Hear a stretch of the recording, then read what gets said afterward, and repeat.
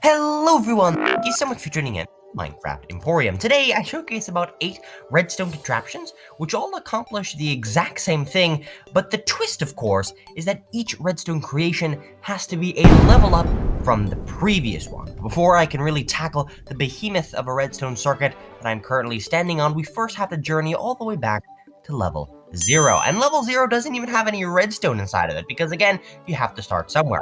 You sit in a minecart, a dropper gives you a flint and steel, and you can manually flint and steel a piece of netherrack. It's about the time in the video where I should probably mention that the numerosity of all these campfires and pieces of netherrack is because the redstone contraption that we're trying to upgrade is of course a toggleable fireplace or a toggleable campfire. Hopefully that makes sense. So obviously, I think you pretty much get the gist of level 0. It's completely manual and completely trash. But level 1 is where we finally get a little bit of redstone going, and this is of course the automated fireplace. Just about every person has always ever built these.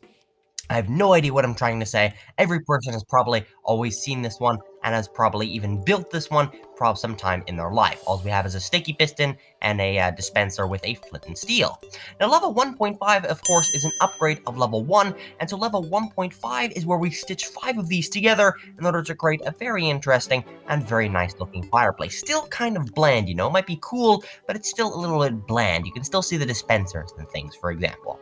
Level 3 of course is where we start moving into the campfire, and the campfire gets more complex because we can't just move a block and extinguish the fire. We actually have to dispense a water bucket and then pick up the water bucket again, and we use this double pulse system by having a piston extend and retract, which then sends 2 pulses through these observers. And so we can turn this one on, and of course we can turn this one off, showcasing that extending retraction double pulse mechanism. It's still one wide, it's still very nice, but then again, it just doesn't have too much pizzazz to it, you know?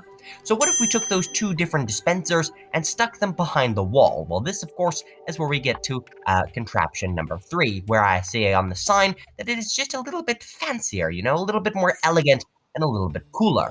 But unfortunately, the issue with this one is that the dispenser is still showing. It's still not perfect, you know? Here we just have a standard block swapper with that piston, that piston, that piston, and then we have an observer facing into that block over there, which then powers this dispenser. Now, of course, we're moving on to level 4, which is, of course, an upgrade of level 3. And now you can probably notice that we have absolutely no dispenser showing and no visible redstone other than this button and other than this stair. By pressing this button here, we can see an insane and very fancy, very fast, and very crazy little mechanism there, which extends out a dispenser, swaps the dispenser, and then fires onto the campfire. Personally, I absolutely love this mechanism just because of how cool it actually ends up being. Again, we have the same block swapper setup with that piston there and that piston there, and here we have a piston up top to kind of remove the block so that we can actually access the fireplace. We have the same kind of dispenser system here, observer system here to power the dispenser, but all in all, I absolutely love this little redstone contraption here. Speaking of things that I love, we of course move on to contraption number 8, which is the red subscribe button. You should hit it if you like redstone videos that are kind of similar to this one. And before we do that, ladies and gents, we are finally entering into number 5, the absolute behemoth of a redstone contraption. Of course, maybe it's not tremendously large, but is tremendously large compared to kind of the simpler stuff over there. As I flick this lever, you can see that despite the redstone being completely underneath the floor, and despite this campfire having absolutely no visible redstone, it is still able to be ignited and still able to be extinguished with absolutely nothing above the floor. And although it might seem kind of impossible at first, basically we have a dispenser beneath here, which is then filled with items of various water buckets and flint and steels from these droppers. And as they're moved across, these hoppers then pick up those items and stick them back inside of the droppers. And so all in all, we are simply returning all of the different mechanisms back to where they started.